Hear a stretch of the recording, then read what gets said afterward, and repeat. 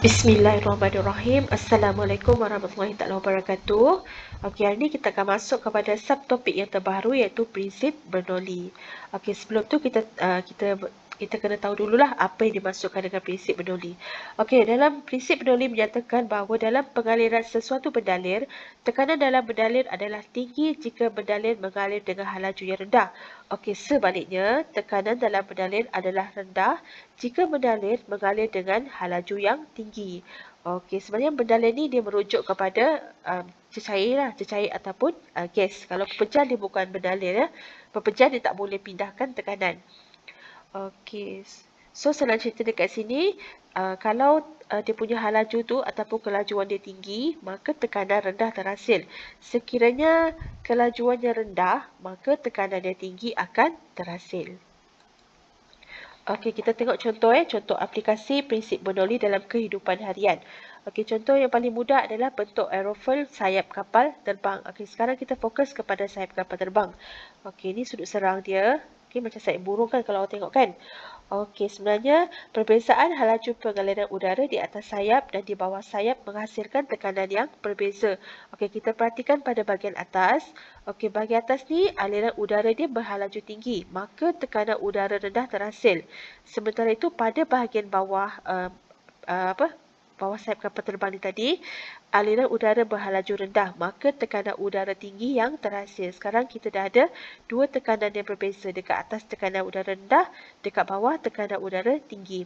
Maka daya angkat akan terhasil ya. Okey, daya angkat ni tadilah dia akan mengangkat kapal terbang yang berat ini ke udara. Okey, daya angkat yang dihasilkan oleh sayap sebuah kapal terbang terhasil daripada bentuk aerofoil. Ini bentuk aerofoil dia lah. Satu lagi, sudut serang. Yang ada garisan merah ni adalah sudut serang dia. Okey, biasanya sudut ni dalam 30 darjah macam tu. Okey, seterusnya aplikasi yang kedua adalah penunuh Bunsen. Okey, penunuh Bunsen ni biasa kita nampaklah dekat makmal kan. Okey, kalau perhatikan ada satu lubang kecil ya pada penunuh Bunsen ni. Okey. Apa yang berlaku? Apabila bekalan gas dikeluarkan oleh jet dengan kelajuan yang tinggi, kawasan yang bertekanan rendah akan terhasil. Contohnya gas ni bila dia dilepaskan dengan laju, sekarang dia laju kan? Kita buka gas tu, maka gas tu akan bergerak dengan laju ke atas. Okey, bila dia bergerak dengan laju ke atas, maka tekanan rendah akan terhasil dekat dalam ni. Maka apa yang berlaku? Tekanan udara di luar yang berhalaju rendah, okey, dia dengan tekanan tinggi akan disedut masuk ke dalam. Okey, maka bila udara daripada luar masuk ke dalam, dia dah bercampur dengan gas ya. Dah bercampur dengan gas, maka penunuh Bunsen ni dia akan menyala ya. Itu prinsip dia lah. Okey, so memang dia sengaja ya. Memang sengaja lubang ni dibuat dengan sempit ya supaya tekanan rendah tu boleh terhasil ya.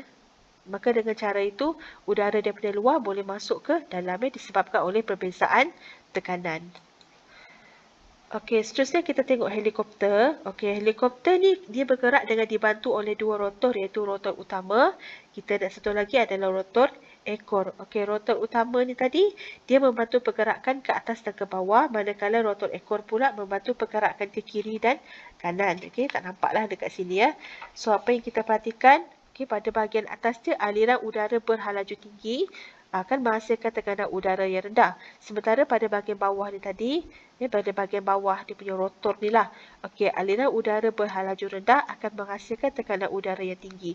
Maka perbezaan di antara tekanan rendah dengan tekanan tinggi, dia akan menghasilkan daya angkat yang akan mengangkat helikopter ni ke atas. Okey, prinsip dia sama je dengan kapal terbang tadi Okey. Okey, ini adalah drone. Drone pun sama juga kalau awak perhatikan. Biasanya pada bahagian atas ni memang dia punya aliran udara adalah berhalaju tinggi. So, bila dia berhalaju tinggi, means dia akan hasilkan tekanan udara yang rendah. Okey, so cikgu nak awak ingat prinsip ini ya. Halaju tinggi, tekanan udara rendah. Ataupun halaju rendah, tekanan udara tinggi. Okey, so itu awak kena hafal dululah, awak kena faham. So, apabila dekat atas ni tadi dah tekanan udara rendah, okay, disebabkan dia punya aliran udara berhalaju tinggi. Pada bahagian bawah ni tadi dia punya aliran udara adalah rendah. berhalaju rendah, maka tekanan udara tinggi akan terhasil. Sekarang ni kita dah ada dua perbezaan, tekanan udara kat atas ni rendah, tekanan udara rendah, dekat bawah ni tekanan udara tinggi, maka daya angkat akan terhasil, ya. Sebab itu drone tu boleh bergerak ke atas. Okey, so kita tengok yang terakhir sekali ni. Okey, garisan. Okey, kalau awak pergi ke LRT, awak akan nampak ada satu garisan kuning. Garisan kuning ni maksudnya awak tak boleh terlepas awak tak boleh terlebih. Biasanya awak kena berdiri di belakang garisan kuning. Okey, mesti ada sebabnya Okey, bila awak tengok kereta api ni bergerak dengan sangat laju dia bergerak dengan laju, maka tekanan udara rendah akan terhasil. Okey, tapi bila kita berada dekat sini, ini kawasan yang halaju udara berhalaju tinggi. Okey, di tempat yang lain pula aliran udara berhalaju rendah maka tekanan udara tinggi. Perbezaan antara tekanan udara rendah dan tekanan udara tinggi ni dia akan menyebabkan kita tertolak menuju ke kereta api ni tadi, dan keadaan ini sangat berbahaya. Maka kita kena berdiri di belakang garisan kuning supaya kita boleh elakkan daripada bahaya sebab aliran daya ni terasa ni boleh menolak kita kepada kapal terbang. Okey, itu saja untuk prinsip Bernoulli.